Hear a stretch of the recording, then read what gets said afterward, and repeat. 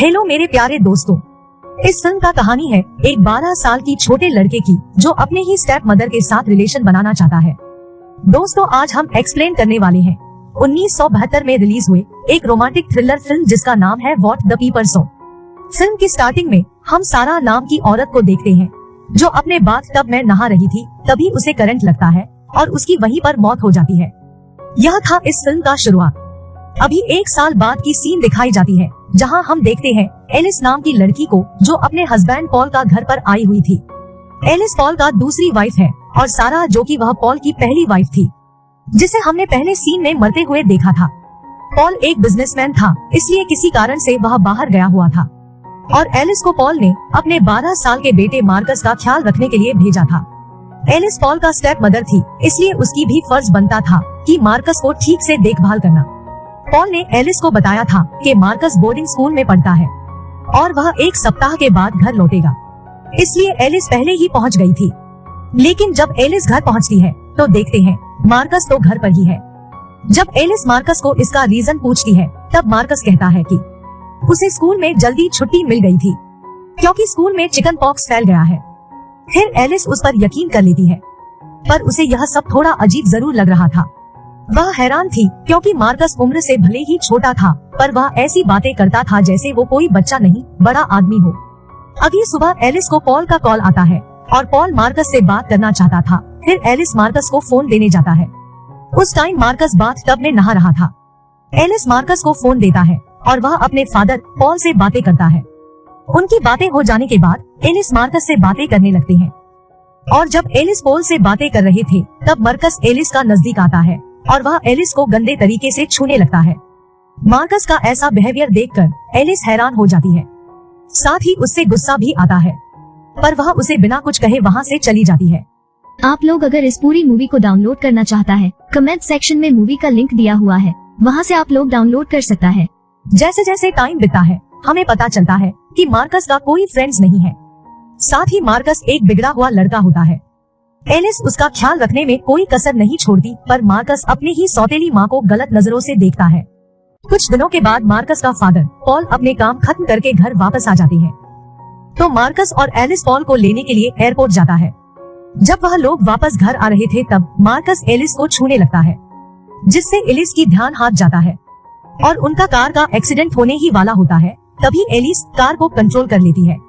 घर आने के बाद पॉल और एलिस फिर इंटीमेट होते हैं और मार्कस बाहर खेल रहा होता है। उस शाम यह तीनों एक होटल में डिनर करने के लिए जाता है, जहां पॉल एलिस को पूछता है, क्या तुमने मेरा तिजोरी से पैसे निकाले थे?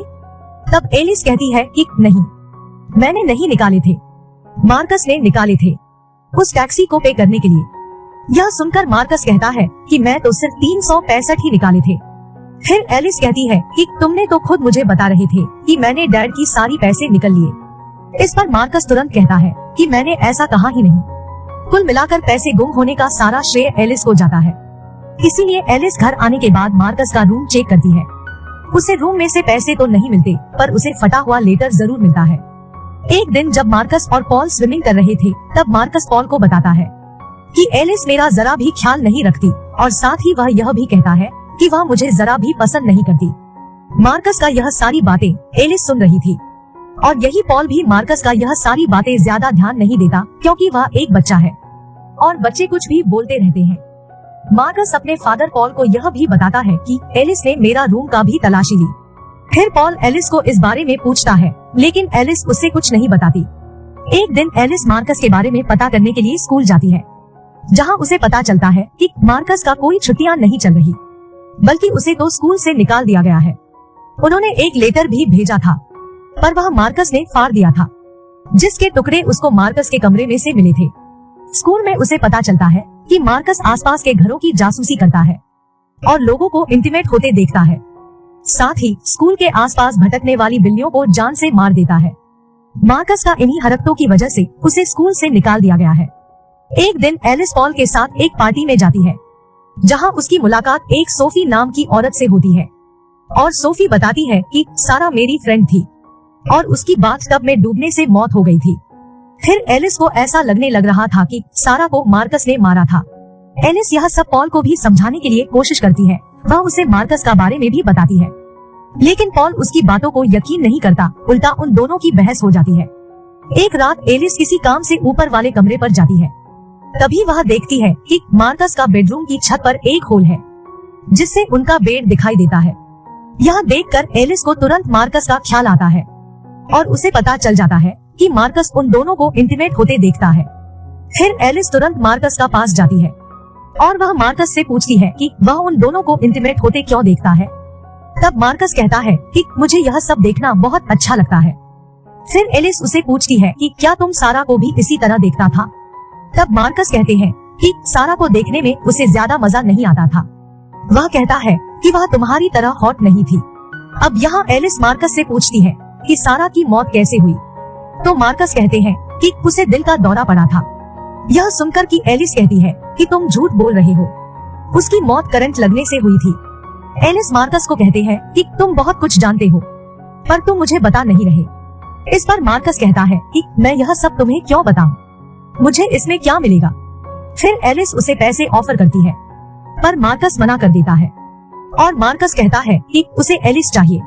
तब एलिस अपने कपड़े एक एक करके उतरने लगती है और फिर मार्कस भी एलिस का सवालों का जवाब देने लगता है। मार्कस कहता है कि सारा को हार्ट का बीमारी थी, जिसके बारे में किसी को भी पता नहीं था। उसने यह बात पॉल को भी नहीं बताए थे। मार्कस कहता है कि उससे यह बात डॉक्टर का एक लेटर से पता चला था, लेकिन एलिस को मार्कस का यह बातें झूठ लग रही थे और वह मार्कस का ऊपर बिल्कुल यकीन नहीं करती और एलिस वहाँ से चली जाती है। इसके बाद एलिस वह होल पॉल को दिखाती है, पर जब वह लोग वहाँ देखते हैं तो वहाँ कुछ नहीं था। एलिस पॉल को बताती है कि मार्कस उनके कमरे में जागता रहता है, पर पॉल उसकी बातों पर यकीन नहीं करता और पॉल को भी अब लगने लगा था कि एलिस अब पागल होती जा रही है। लेकिन एलिस हार नहीं मानती। फिर वह सारा की मौत पर रिसर्च करती है और उसे पता चल जाता है कि मार्कस ने ही सारा को मारा था। मार्कस ने सारा के बाथटब में खराब हीटर लगा दिया था, जिसके कारण उसे शॉक लगा और उसकी मौत हो गई। इसके बाद एलिस मार्कस से और भी बातें पता करना चाहती थी, इसीलिए एलिस उससे पूछती है कि सारा को तुमने क्यों मारा। तब मार्कस उसे बताता है कि सारा उसे जरा भी पसंद नहीं थी।